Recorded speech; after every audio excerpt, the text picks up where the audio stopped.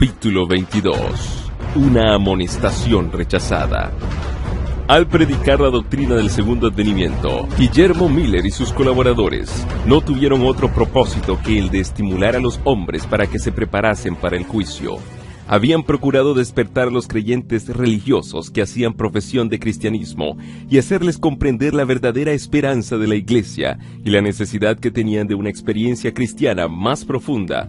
Trabajaron además para hacer sentir a los inconversos su deber de arrepentirse y de convertirse a Dios inmediatamente. No trataron de convertir a los hombres a una secta ni a un partido religioso. De aquí que trabajasen entre todos los partidos y sectas, sin entremeterse en su organización ni disciplina. Miller aseveró: en todas mis labores nunca abrigué el deseo ni el pensamiento de fomentar interés distinto del de las denominaciones existentes, ni de favorecer a una a expensas de la otra. Pensé en ser útil a todas, suponiendo que todos los cristianos se regocijarían en la expectativa de la venida de Cristo, y que aquellos que no pudiesen ver las cosas como yo, no dejarían por eso de amar a los que aceptasen esta doctrina. No me figuré que habría jamás necesidad de tener reuniones distintas. Mi único objeto era el deseo de convertir almas a Dios, de anunciar al mundo el juicio venidero e inducir a mis semejantes a que hiciesen la preparación de corazón que les permitirá ir en paz al encuentro de su Dios. La gran mayoría de los que fueron convertidos por medio de mi ministerio se unieron a las diversas iglesias existentes. Como su obra tendía a la edificación de las iglesias, se la miró durante algún tiempo con simpatía. Pero cuando los ministros y los directores de aquellas se declararon contra la doctrina del advenimiento y quisieron sofocar el nuevo movimiento, no solo se opusieron a ella desde el púlpito, sino que además negaron a sus miembros el derecho de asistir a predicaciones sobre ella y hasta de hablar de sus esperanzas en las reuniones de edificación mutua en la iglesia. Así se vieron reducidos los creyentes a una situación crítica que les causaba perplejidad. Querían a sus iglesias y les repugnaba separarse de ellas, pero al ver que se anulaba el testimonio de la palabra de Dios y que se les negaba el derecho que tenían para investigar las profecías, sintieron que la lealtad hacia Dios les impedía someterse. No podían considerar como constituyendo la iglesia de Cristo a los que trataban de rechazar el testimonio de la palabra de Dios, columna y apoyo de la verdad. De ahí que se sintiesen justificados para separarse de la que hasta entonces fuera su comunión religiosa. En el verano de 1844, cerca de 50,000 personas se separaron de las iglesias. Por aquel tiempo se advirtió un cambio notable en la mayor parte de las iglesias de los Estados Unidos de Norteamérica. Desde hacía muchos años venía observándose una conformidad cada vez mayor con las prácticas y costumbres mundanas y una decadencia correspondiente en la vida espiritual. Pero en aquel año se notó repentinamente una decadencia aún más acentuada en casi todas las iglesias del país. Aunque nadie parecía capaz de indicar la causa de ella, el hecho mismo fue muy notado y comentado, tanto por la prensa como desde el púlpito. En una reunión del Presbiterio de Filadelfia, el señor Barnes, autor de un comentario de uso muy general y pastor de una de las principales iglesias de dicha ciudad, declaró que ejercía el ministerio desde hacía 20 años y que nunca antes de la última comunión había administrado la Santa Cena sin recibir muchos o pocos nuevos miembros en la iglesia. Pero ahora, añadía, no hay despertamientos ni conversiones, ni mucho aparente crecimiento en la gracia en los que hacen profesión de religión, y nadie viene más a su despacho para conversar acerca de la salvación de sus almas. Con el aumento de los negocios y las perspectivas florecientes del comercio y de las manufacturas, ha aumentado también el espíritu mundano, y esto sucede en todas las denominaciones. En el mes de febrero del mismo año, el profesor Finney, del Colegio de Oberlin, dijo: hemos podido comprobar el hecho de que, en general, las iglesias protestantes de nuestro país han sido apáticas u hostiles con respecto a casi todas las reformas morales de la época. Existen excepciones parciales, pero no las suficientes para impedir que el hecho sea general. Tenemos además otro hecho más que confirma lo dicho, y es la falta casi universal de influencias reavivadoras en las iglesias. La apatía espiritual lo penetra casi todo, y es por demás profunda, Así lo atestigua la prensa religiosa de todo el país. De modo muy general, los miembros de las iglesias se están volviendo esclavos de la moda, se asocian con los impíos en diversiones, bailes, festejos, pero no necesitamos extendernos largamente sobre tan doloroso tema. Basta con que las pruebas aumenten y nos abrumen para demostrarnos que las iglesias en general están degenerando de un modo que da pena. Se han alejado muchísimo de Dios y Él se ha alejado de ellas. Y un escritor declaraba en el Religious Telescope, conocido periódico religioso: jamás habíamos presenciado hasta ahora un estado de decadencia semejante al de la actualidad. En verdad que la iglesia debería despertar y buscar la causa de este estado aflictivo, pues tal debe ser para todo aquel que ama a Sión. Cuando recordamos cuán pocos son los casos de verdadera conversión y la impenitencia sin igual y la dureza de los pecadores, exclamamos casi involuntariamente: ¿se ha olvidado Dios de tener misericordia? ¿O está cerrada la puerta de la gracia? Tal condición no existe nunca sin que la iglesia misma tenga la culpa. Las tinieblas espirituales que caen sobre las naciones, sobre las iglesias y sobre los individuos, no se debe a un retraimiento arbitrario de la gracia divina por parte de Dios, sino a la negligencia o al rechazamiento de la luz divina por parte de los hombres. Ejemplo sorprendente de esta verdad lo tenemos en la historia del pueblo judío en tiempo de Cristo. Debido a su apego al mundo y al olvido de Dios y de su palabra, el entendimiento de este pueblo se había obscurecido y su corazón se había vuelto mundano y sensual. Así permaneció en la ignorancia respecto al advenimiento del Mesías, y en su orgullo e incredulidad rechazó al Redentor. Pero ni aun entonces Dios privó a la nación judía de conocer o participar en las bendiciones de la salvación. Pero los que rechazaron la verdad perdieron todo deseo de obtener el don del cielo. Ellos habían hecho de la luz tinieblas y de las tinieblas luz, hasta que la luz que había en ellos se volvió tinieblas, y cuán grandes fueron aquellas tinieblas.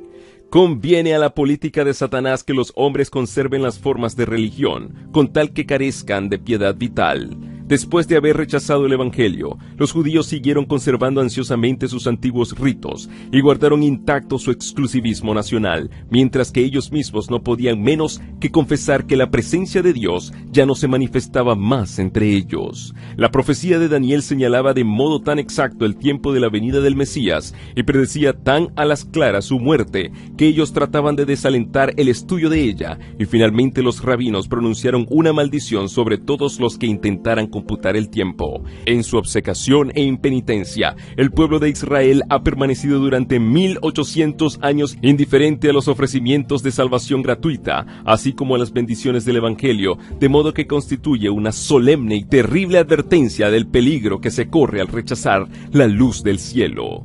Doquiera que esta causa exista, seguirán los mismos resultados. Quien deliberadamente mutila su conciencia del deber, porque ella está en pugna con sus inclinaciones, acabará por perder la facultad de distinguir entre la verdad y el error. La inteligencia se entenebrece, la conciencia se inciviliza, el corazón se endurece y el alma se aparta de Dios. Donde se desdeña o se desprecia la verdad divina, la iglesia se verá envuelta en tinieblas, la fe y el amor se enfriarán y enfrentarán el desvío y la disensión.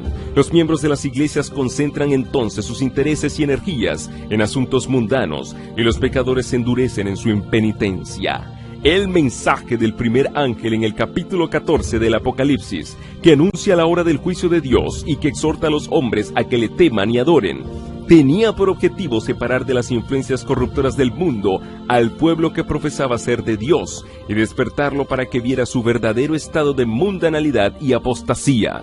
Con este mensaje Dios había enviado a la iglesia un aviso que, de ser aceptado, habría curado los males que la tenían apartada de Él. Si los cristianos hubiesen recibido el mensaje del cielo, humillándose ante el Señor y tratando sinceramente de prepararse para comparecer ante su presencia, el Espíritu y el poder de Dios se habrían manifestado entre ellos. La iglesia habría vuelto a alcanzar aquel bendito estado de unidad, fe y amor que existía en tiempos apostólicos cuando la muchedumbre de los creyentes era de un mismo corazón y de una misma alma, y hablaron la palabra de Dios con denuedo cuando el Señor añadía a la iglesia a los salvados de día en día. Hechos 4:32, 31, 2:47.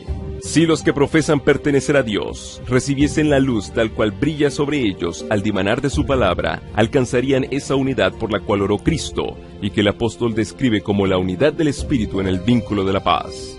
Hay, dice, un mismo cuerpo y un mismo espíritu, así como fuisteis llamados en una misma esperanza de vuestra vocación, un mismo Señor, una misma fe, un mismo bautismo. Efesios 4, 3-5. Tales fueron los resultados benditos experimentados por los que aceptaron el mensaje del advenimiento. Provenían de diferentes denominaciones, y sus barreras confesionales cayeron al suelo. Los credos opuestos se hicieron añicos. La esperanza antibíblica de un milenio temporal fue abandonada. Las ideas erróneas sobre el segundo advenimiento fueron enmendadas. El orgullo y la conformidad con el mundo fueron extirpados. Los agravios fueron reparados. Los corazones se unieron en la más dulce comunión, y el amor y el gozo reinaban por encima de todo. Si esta doctrina hizo esto para los pocos que la recibieron, lo mismo lo habría hecho para todos, si todos la hubiesen aceptado. Pero las iglesias en general no aceptaron la amonestación. Sus ministros que, como centinelas a la casa de Israel, hubieran debido ser los primeros en discernir las señales de la venida de Jesús, no habían aprendido la verdad, fuese por el testimonio de los profetas o por las señales de los tiempos. Como las esperanzas y ambiciones mundanas llenaban su corazón, el amor a Dios y la fe en su palabra se habían enfriado, y cuando la doctrina del advenimiento fue presentada, solo despertó sus prejuicios e incredulidad. La circunstancia de ser predicado el mensaje mayormente por laicos se presentaba como argumento desfavorable. Como antiguamente se oponían al testimonio claro de la palabra de Dios con la pregunta, ¿ha creído en él alguno de los príncipes o de los fariseos? Y al ver cuán difícil era refutar los argumentos sacados de los pasajes proféticos, muchos dificultaban el estudio de las profecías, enseñando que los libros proféticos estaban sellados y que no se podían entender. Multitudes que confiaban implícitamente en sus pastores se negaron a escuchar el aviso, y otros, aunque convencidos de la verdad, no se atrevían a proclamarlo, por no ser echados de la sinagoga. El mensaje que Dios había enviado para probar y purificar la iglesia reveló con exagerada evidencia cuán grande era el número de los que habían concentrado sus afectos en este mundo, más bien que en Cristo. Los lazos que los unían a la tierra eran más fuertes que los que les atraían hacia el cielo. Prefirieron escuchar la voz de la sabiduría humana y no hicieron caso del mensaje de verdad destinado a escudriñar los corazones. Al rechazar la amonestación del primer ángel, rechazaron los medios que Dios había provisto para su redención. Despreciaron al mensajero misericordioso que habría enmendado los males que los separaban de Dios, y con mayor ardor volvieron a buscar la amistad del mundo. Tal era la causa del terrible estado de mundanalidad, apostasía y muerte espiritual que imperaba en las iglesias en 1844. En el capítulo 14 de Apocalipsis, el primer ángel es seguido de otro que dice: Caída, caída es la gran Babilonia, la cual ha hecho que todas las naciones beban del vino de la ira de su fornicación. Apocalipsis 14:8. La palabra Babilonia deriva de Babel y significa confusión. Se emplea en las Santas Escrituras para designar las varias formas de religiones falsas y apóstatas. En el capítulo 17 del Apocalipsis, Babilonia está simbolizada por una mujer, figura que se emplea en la Biblia para representar una iglesia, siendo una mujer virtuosa símbolo de una iglesia pura y una mujer vil de una iglesia apóstata. En la Biblia, el carácter sagrado y permanente de la relación que existe entre Cristo y su iglesia está representado por la unión del matrimonio. El Señor se ha unido con su pueblo en alianza solemne, prometiendo Él ser su Dios, y el pueblo, a su vez, comprometiéndose a ser suyo y solo suyo. Dios dice: te desposaré conmigo para siempre. Sí, te desposaré conmigo en justicia y en rectitud, y en misericordia y en compasiones. Oseas 2:19. Y también, yo soy vuestro esposo. Jeremías 3:14. Y San Pablo emplea la misma figura en el Nuevo Testamento cuando dice: os he desposado a un marido para presentaros como una virgen pura a Cristo. 2 de Corintios 11:2. La infidelidad a Cristo, de que la iglesia se hizo culpable al dejar enfriarse la confianza y el amor a que Él le unieran, y al permitir que el apego a las cosas mundanas llenase su alma, es comparada a la violación del voto matrimonial. El pecado que Israel cometió al apartarse del Señor está representado bajo esta figura, y el amor maravilloso de Dios que ese pueblo despreció está descrito de modo conmovedor. Te di juramento y entré en pacto contigo, dice Jehová el Señor, y viniste a ser mía, y fuiste sumamente hermosa y prosperaste hasta llegar a dignidad real, y salió tu renombre entre las naciones en atención a tu hermosura, la cual era perfecta a causa de mis adornos que yo había puesto sobre ti. mas pusiste tu confianza en tu hermosura, y te prostituiste a causa de tu renombre. Así como una mujer es desleal a su marido, así vosotros habéis sido desleales para conmigo, oh casa de Israel, dice Jehová. Ah, mujer adúltera, que en vez de tu marido admites los extraños. Ezequiel 16:8, 13 al 15, 32, Jeremías 3:20. En el Nuevo Testamento se hace uso de un lenguaje muy parecido para con los cristianos profesos que buscan la amistad del mundo más que el favor de Dios.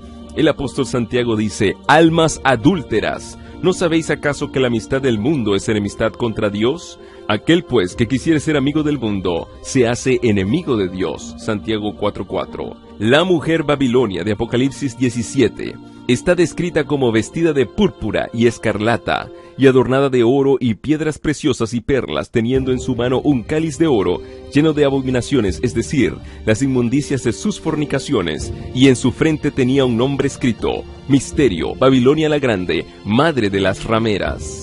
El profeta dice: vi a aquella mujer embriagada de la sangre de los santos y de la sangre de los mártires de Jesús. Se declara además que Babilonia es aquella gran ciudad, la cual tiene el imperio sobre los reyes de la tierra. Apocalipsis 17, 16, 18.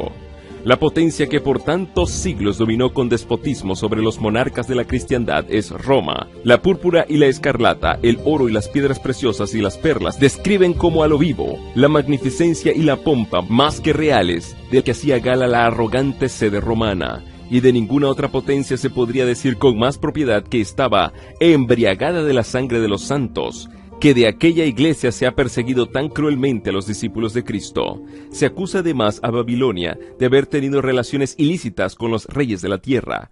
Por su alejamiento del Señor y su alianza con los paganos, la iglesia judía se transformó en ramera.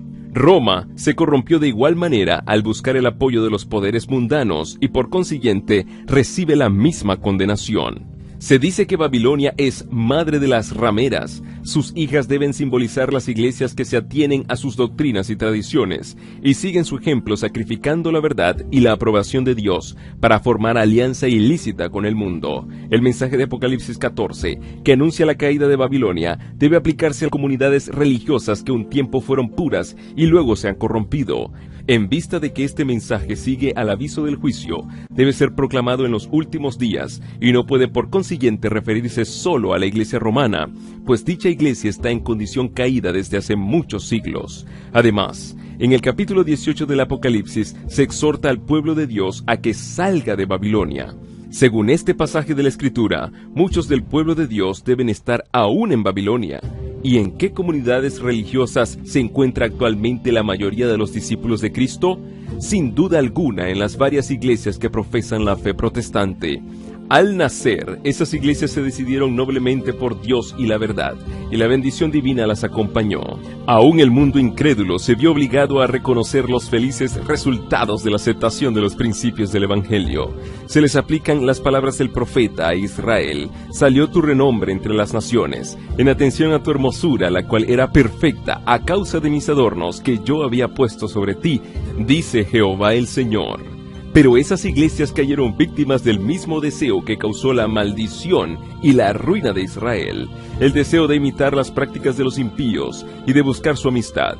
Pusiste tu confianza en tu hermosura y te prostituiste a causa de tu renombre. Ezequiel 16, 14 y 15.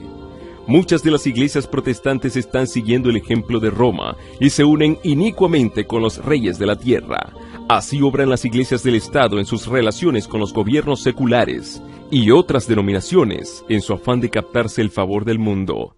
Y la expresión Babilonia, confusión, puede aplicarse acertadamente a esas congregaciones que, aunque declaran todas que sus doctrinas derivan de la Biblia, están sin embargo divididas en un sinnúmero de sectas con credos y teorías muy opuestos.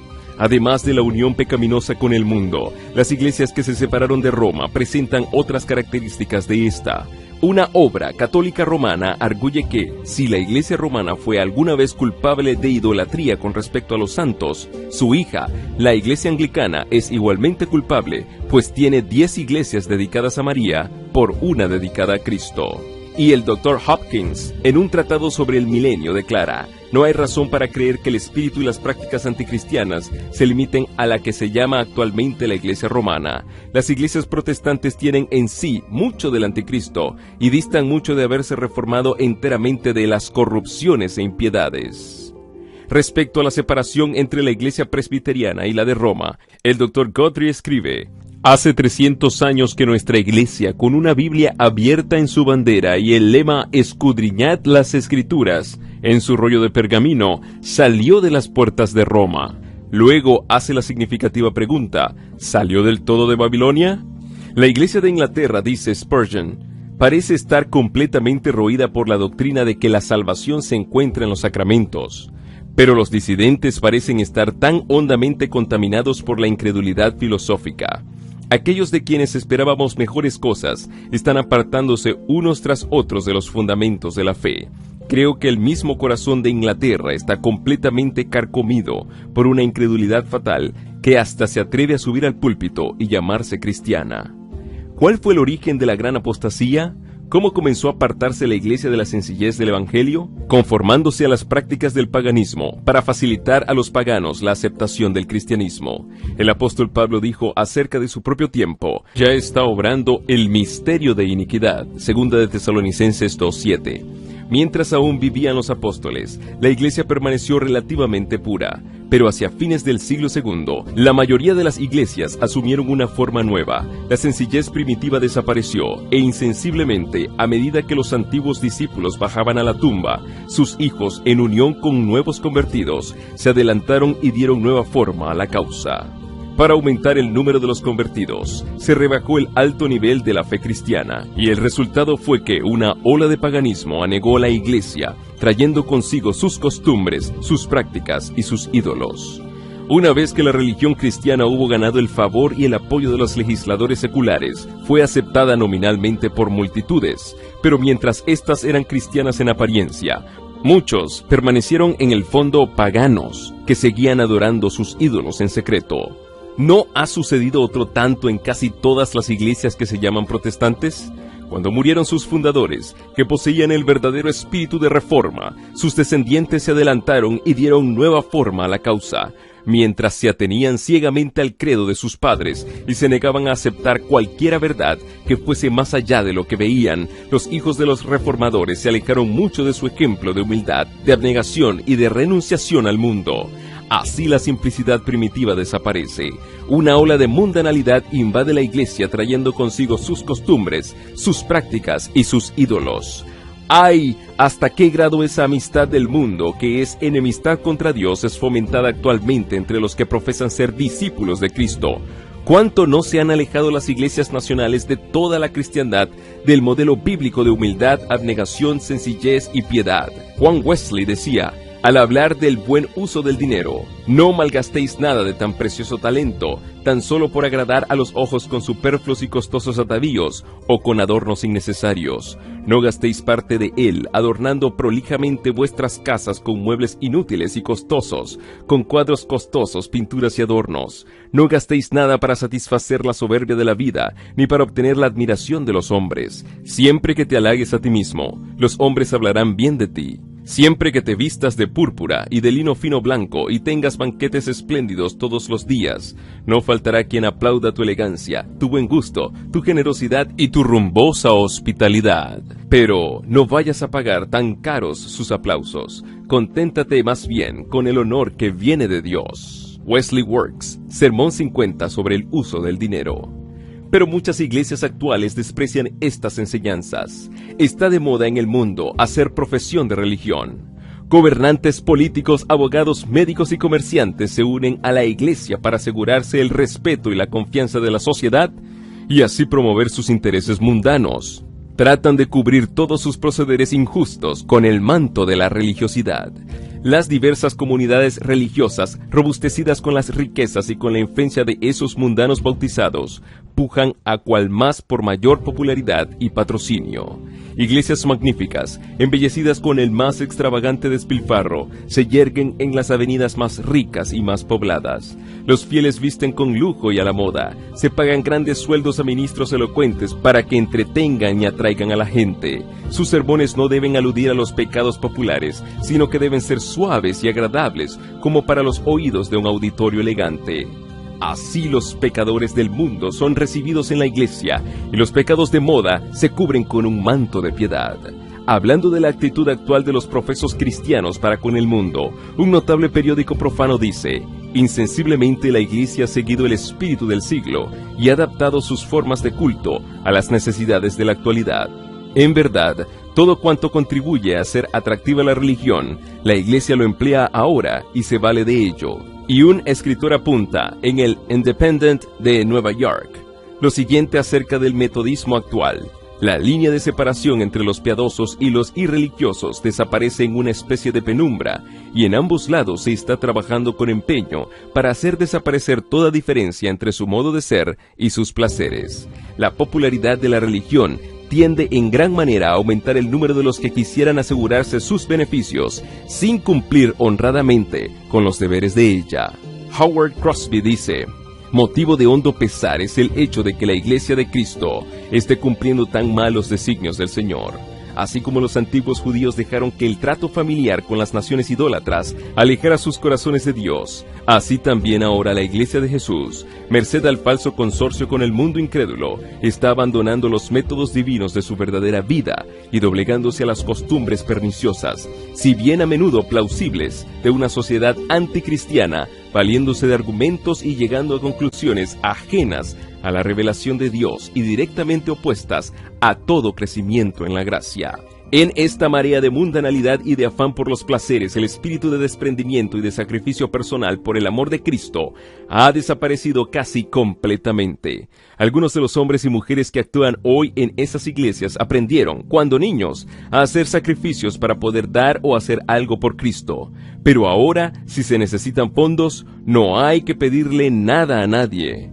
¡Oh, no! Organícese un bazar, prepárese una representación de figuras vivas, una escena jocosa, una comida al estilo antiguo o a la moderna, cualquier cosa para divertir la gente. El gobernador Washburn, de Wisconsin, declaró en su mensaje anual el 9 de enero de 1873, parece necesario dictar una ley que obligue a cerrar las escuelas donde se forman jugadores. Se las encuentra por todas partes. Hasta se ven iglesias que, sin saberlo indudablemente, hacen a veces la obra del diablo. Los conciertos y las representaciones de beneficio, así como las rifas que se hacen, a veces con fines religiosos o de caridad, pero a menudo con propósitos menos dignos, loterías, premios, no son sino estratagemas para recaudar dinero sin dar un valor correspondiente. No hay nada tan desmoralizador y tan embriagador, especialmente para los jóvenes, como la adquisición de dinero o de propiedad sin trabajo.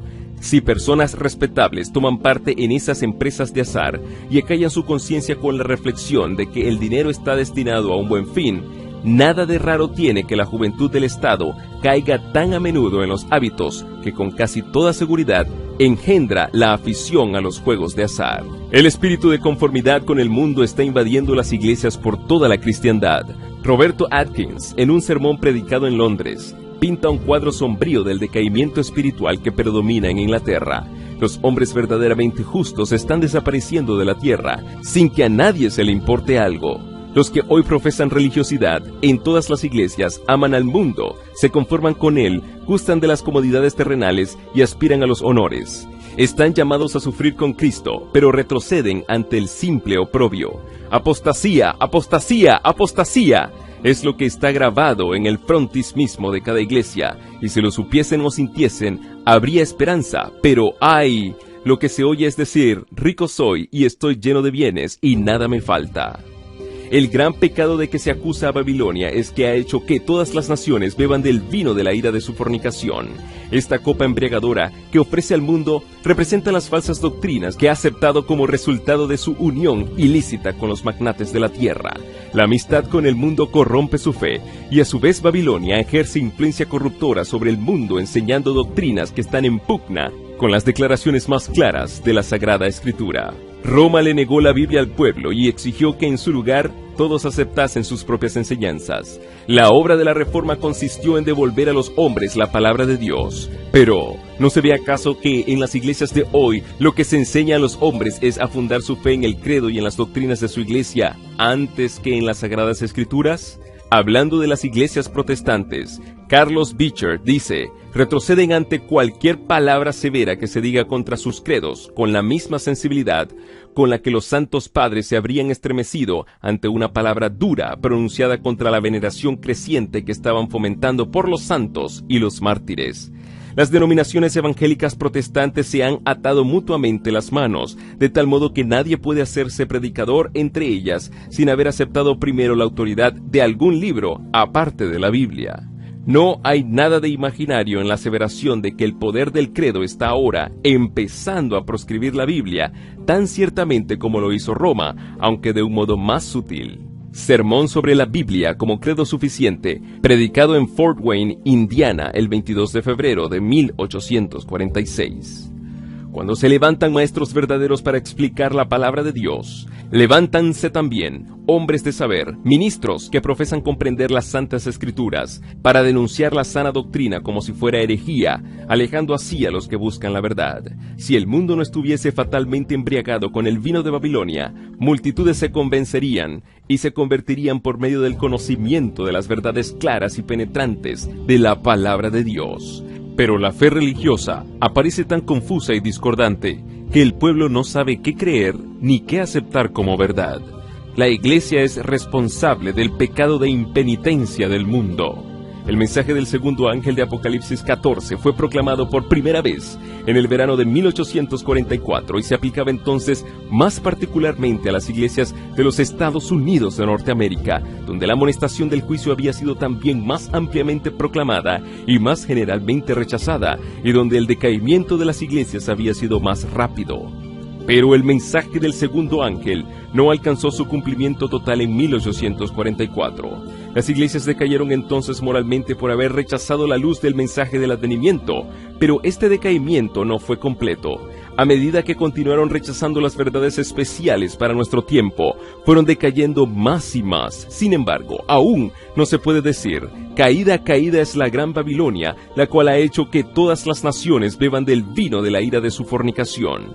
Aún no ha dado de beber a todas las naciones. El espíritu de conformidad con el mundo y de indiferencia hacia las verdades que deben servir de prueba en nuestro tiempo existe y ha estado ganando terreno en las iglesias protestantes de todos los países de la cristiandad, y estas iglesias están incluidas en la solemne y terrible amonestación del segundo ángel. Pero la apostasía aún no ha culminado. La Biblia declara que antes de la venida del Señor, Satanás obrará con todo poder y con señales y con maravillas mentirosas y con todo el artificio de la injusticia, y que todos aquellos que no admitieron el amor de la verdad para ser salvos serán dejados para que reciban la eficaz operación de error a fin de que crean a la mentira. Segunda de Tesalonicenses 2, 9 al 11. La caída de Babilonia no será completa, sino cuando la iglesia se encuentre en este estado y la unión de la iglesia con el mundo se haya consumado en toda la cristiandad. El cambio es progresivo y el cumplimiento perfecto de Apocalipsis 14:8 está aún reservado para lo porvenir. A pesar de las tinieblas espirituales y del alejamiento de Dios que se observan en las iglesias que constituyen Babilonia, la mayoría de los verdaderos discípulos de Cristo se encuentran aún en el seno de ellas. Muchos de ellos no han oído nunca proclamar las verdades especiales para nuestro tiempo. No pocos están descontentos con su estado actual y tienen sed de más luz.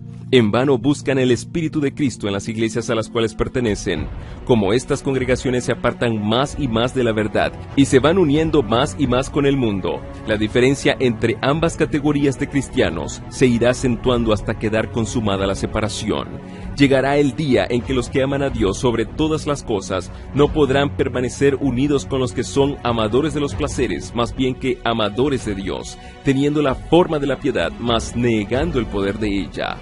El capítulo 18 del Apocalipsis indica el tiempo en que, por haber rechazado la triple amonestación de Apocalipsis 14, 6 al 12, la iglesia alcanzará el estado predicho por el segundo ángel, y el pueblo de Dios, que se encontrare aún en Babilonia, será llamado a separarse de la comunión de esta.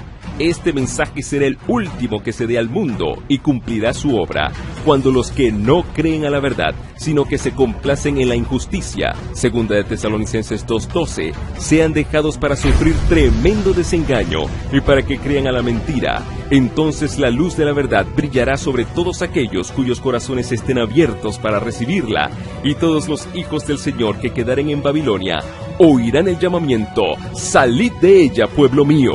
Apocalipsis 18:4.